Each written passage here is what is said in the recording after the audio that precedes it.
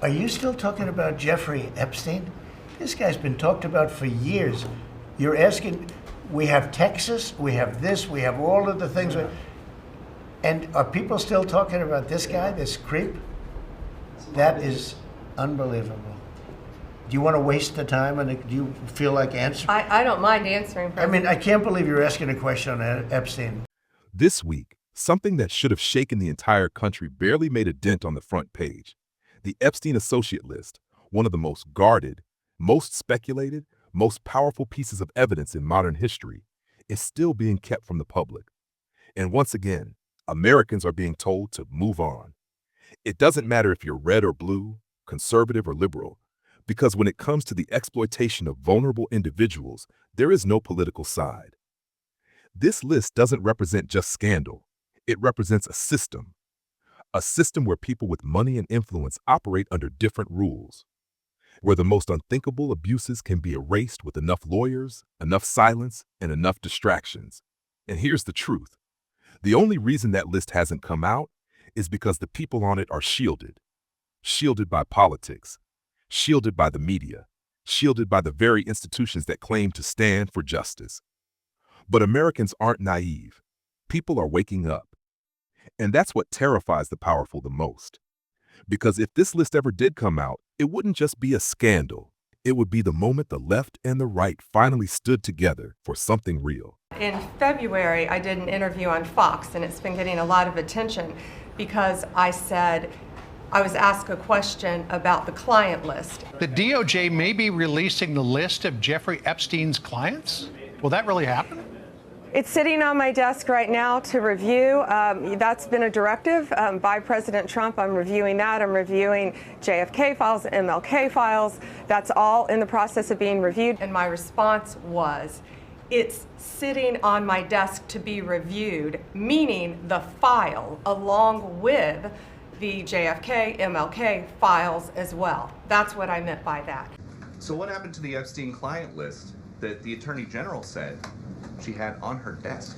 Well, I think if you go back and look at what the Attorney General said in that interview, which was on your network on Fox News. Got the quote. Go ahead. John Roberts said, DOJ may be releasing the list of Jeffrey Epstein's clients. Will that really happen? And she said, it's sitting on my desk right now to review. Yes, she was saying the entirety of all of the paperwork, all of the paper in relation to Jeffrey Epstein's crimes. That's what the Attorney General was referring to, and I'll let her speak for that. Notice how she shifts the subject so subtly. This is how little they think of the public. The dismissive deflection is frustrating beyond words. But again, when it comes to the FBI and the Department of Justice, they are more than committed to ensuring that bad people are put behind bars. They have an operation going on right now called Summer Heat, which has our murder rate trending in the lowest direction in United States history. Their emphasis on violent crime and locking up violent criminals has led to the arrest of 14,000 violent criminals. That's a 62% increase from the same time period last year. So this Attorney General and the FBI Director are committed to putting bad people behind bars where they belong. They promised an exhaustive review. That's what they did. For any further details, I would refer you to the Department of Justice. Okay, everybody, breaking news. The Trump administration has said Epstein killed himself and that there is no Epstein client list and no information will be released out of protection for privacy and for the victims. Now, some people are immediately suggesting, oh, Trump must be on the Epstein list. Well, wait a second. So that means one of two things is true, Charlie. Either you and people like you, mega influencers, mega podcasters, the Trump administration and Trump himself has been lying to the American people for 6 fucking years about the Epstein list. That it's some deep state conspiracy and a bunch of Democrats are on the list, demon rats, and how they're all predators. Either that's true or Donald Trump is on that list. And I find it very interesting that Elon Musk tweeted this. And I find it even more interesting that although Donald Trump has sued 1,600 people, and a lot of those for defamation, he has not sued Elon Musk for that damning tweet. And the reason that he hasn't sued him is because if he did, that would open up a discovery period and the courts would review the Epstein files and the Epstein client list. So why hasn't Trump sued Elon? And if you're MAGA, come on. At some point, you need to acknowledge that you have been lied to by daddy, or daddy is a fucking terrible, terrible person. Because it's one of those two things. But don't worry, in 6 months, your memory's gonna be wiped, and you're gonna find yourself confusingly saying, it was the Democrats that told us there was a client list. Just watch. Just watch. Now, some people are immediately suggesting, oh, Trump must be on the Epstein list. Well, wait a second. If President Trump was on the Epstein list and there was something compromising in it, why didn't Joe Biden release that when he was president for the 4 years when... Yeah, cool story, No Lip. So, what I want to say is, like, yeah, we already know that Trump is on the Epstein list.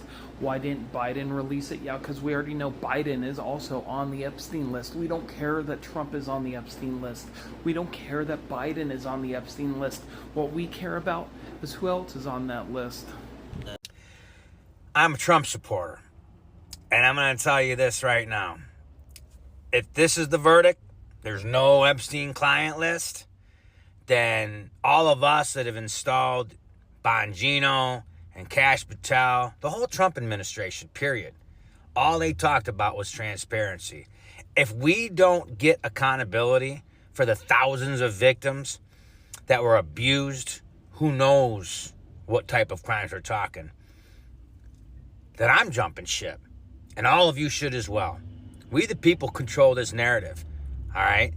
So all I'm saying is that from Russian collusion to the impeachments to tax fraud cases, you name it, they threw everything but the kitchen sink at Trump. I've always said that, even dating back to COVID, that this was all about protecting those from death sentences. We need to make a stand. And that's what this moment reveals. Not just the disturbing nature of Epstein's actions, but the deeper dysfunction of a system built to protect those who enabled him. People are told to hate each other over tweets, pronouns, and gas prices, while billionaires connected to exploitation walk free and unnamed. That's not justice. That's not democracy. That's a coordinated effort to keep the truth buried. And the only reason it works is because we keep fighting each other instead of holding the powerful accountable. Just remember, they're not releasing the Epstein client lists because there are names from both parties on it. It's why Biden didn't release it. It's why Trump isn't releasing it. Because at the end of the day, they know that the second that this information is released, it will actually be a piece of information that can, to some degree, unite the right and the left-leaning individuals that are down here on the ground and just little people. It will unite us. It will give us something to agree upon. That is the last thing they want. This administration thrives on the divide that they have created.